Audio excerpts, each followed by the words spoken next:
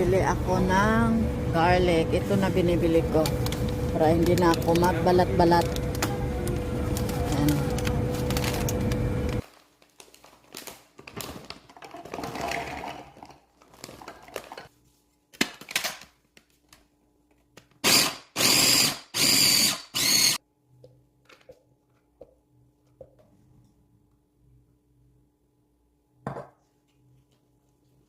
So, ito na siyang laman ng buong ganito.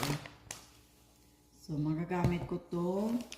I can consume that for about 2 months and then still the same color as this one. Laking tipid pag ito yung binibili ko tapos ginaganyan ko siya. Or kahit kung hindi man ganito, kahit basta pag bulky, ginaganito ko siya. Laking tipid kasi hindi siya nasisira. So, ayan, nilagay ko lang siya sa fridge. Anytime na kailangan ko, kuha lang ako.